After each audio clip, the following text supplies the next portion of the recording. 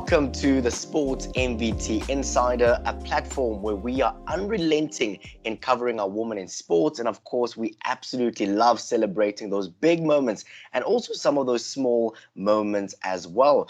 But today we are focusing on our African queens in terms of women's football on the African continent. And of course, we are talking about Mamelodi Sundowns Ladies, who recently won the CAF Women's Champions League as well. And I'm joined by one of their midfielders. Her name is Thalea Smidt. Thalea, how are you doing today? I'm doing good. How are you doing? Thank you so much for having me here today as well. I'm doing very, very well. Thank you so much for joining us. But I would like for us to start the conversation here. Who is Thalea Smidt away from the world of football and when you're probably studying or just chilling with your friends? So basically, to be honest, football is literally what I love for, or it's like what is my passion. So when it's not football, when I'm not playing football, I'm watching football. So I don't know if you could say someone away from football. However, I do have qualifications. I'm not studying at the moment, so I decided to commit this year to football, and I think next year as well.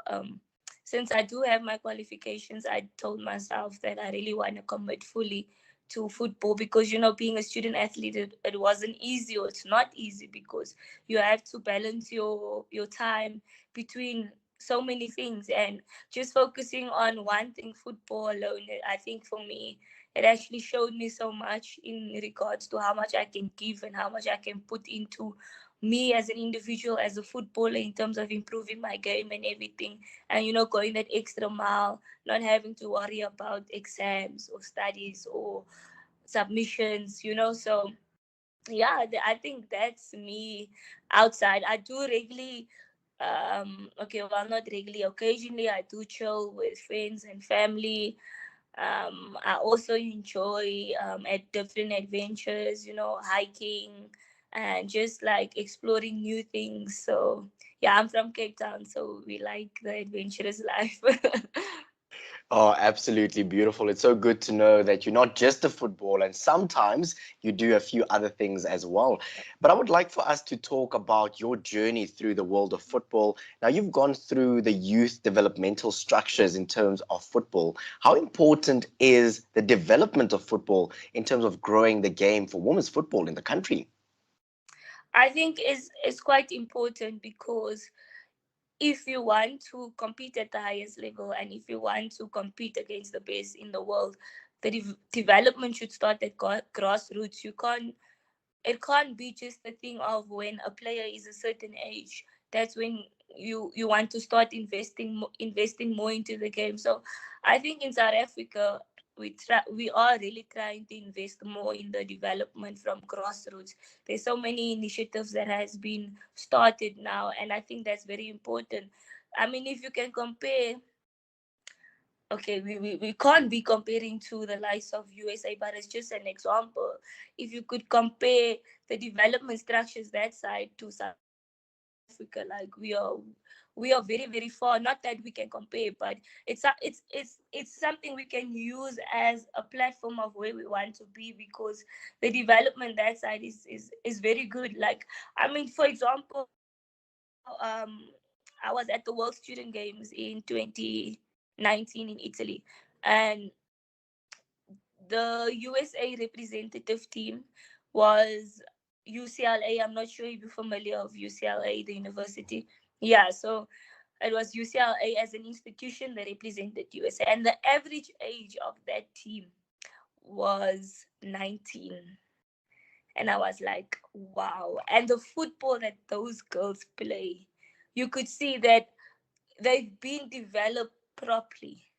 You understand? Whereas, I mean, the average age of our team that time, I think it was 24, 23. So I'm just trying to make an example to you. So I think it's development in football is very important, especially in the women's game, because if you look at the development of the guys, there's much, much more investment in the development of guys. But it's been an ongoing struggle, an ongoing fight, and I think we are making the strides. It's small, but um, progress is progress. So yeah, I just think we should invest more in the development of the women's game, especially from grassroots.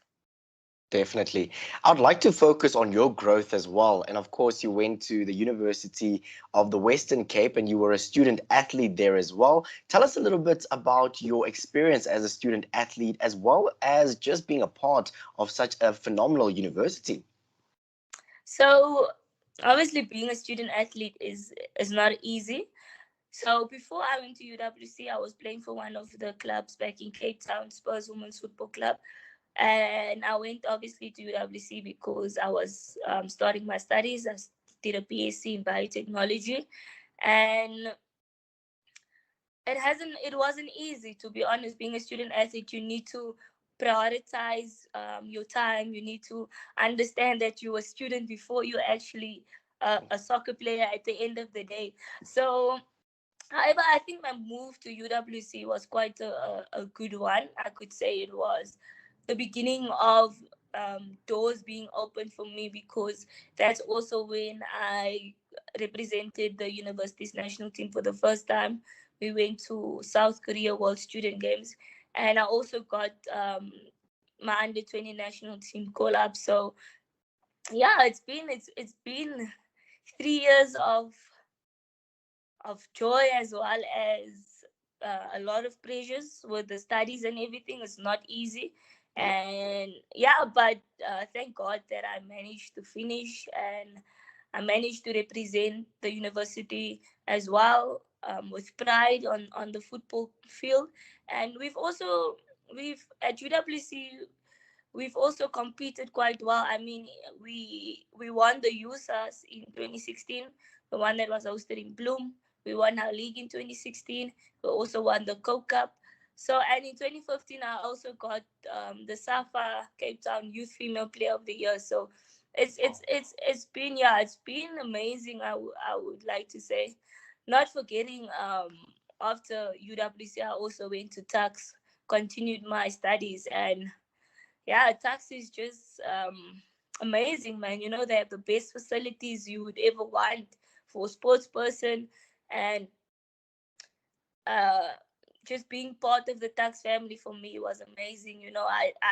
I've been into different environments. Like UWC is quite different to 𝗀𝗃𝗃s and how things are being done. But I think both institutions really played a very, very important role in my progress, and not just in my development as a player, but also as a person. So yeah, I definitely think that being a student athlete is not easy, but there are many positives that come with it as well.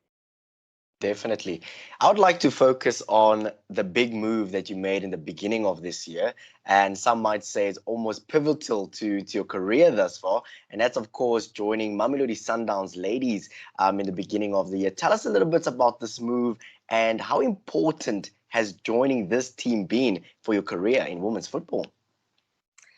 You know, it's actually something that I've been thinking about, because I spent 3 years at 𝗀𝗃𝗃s, and 2019 I got injured. I broke my ankle in September 2019, and then basically 2020 we had the whole COVID outbreak, and I was out for over a year basically. And I think it was the COVID outbreak for me was kind of a blessing in disguise, because I didn't miss out on any football, so I could do my rehab without being pressurized. And I had to think about this decision. I had to think about me as a player. I had to think about where I would want to see myself, and where I think I have to grow. So um, there was many options, to be honest. There was about three options, and I had to make a decision. Sundowns, that wasn't an easy decision, because Sundowns is such a big team.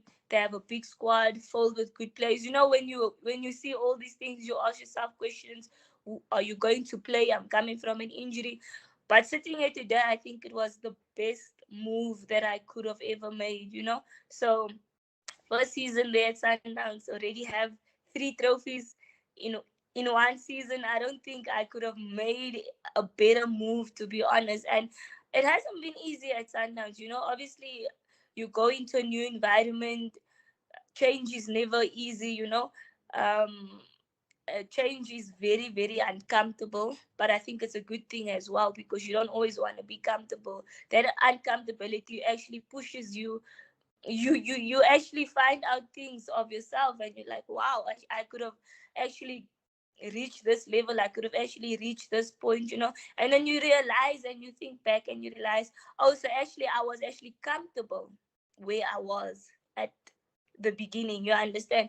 So yeah, it hasn't been easy. It's been a year of hard work, pushing myself, believing in myself, and yeah, it's been amazing. It's been amazing.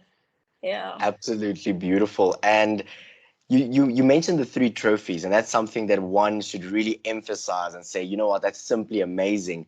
But there's one particular trophy that I'm certain puts a broad smile on your face, and of course, that confirmed you guys as the queens of African football. Tell us a little bit about that special feeling when you, as a midfielder, put your hands on that CAF Women's Champions League trophy. To be honest, it's amazing. It was amazing. It was an amazing experience, and we knew that going to the CAF, the first ever CAF Championship for women, we were not gonna go there and have a walk in the park, So the way or the manner in which we've won it makes it more special, because our first two games we won 1-0. Our third game we drew 0-0. Semi-finals we won on penalties, and then the final comes and we win 2-0. And I think within that tournament we played, the final was the best football we played. It was the philosophy of Mamelodi Sundowns.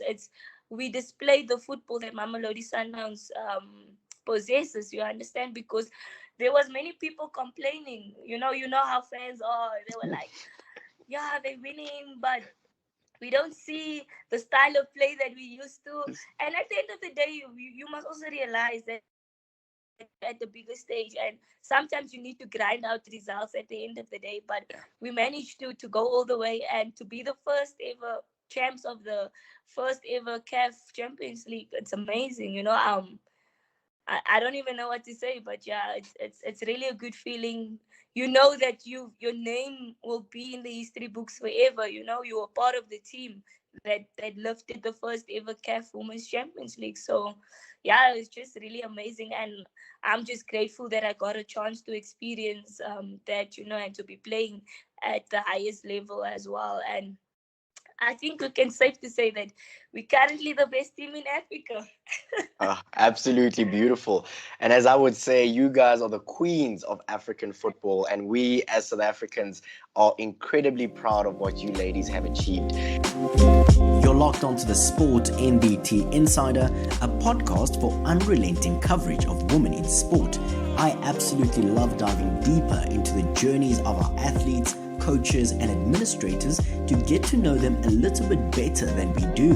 Coming up this Wednesday is an interesting round of quick fire questions, a great opportunity for some good laughs and some great banter. Keep it locked onto Sport MVT, where we celebrate our women in sport.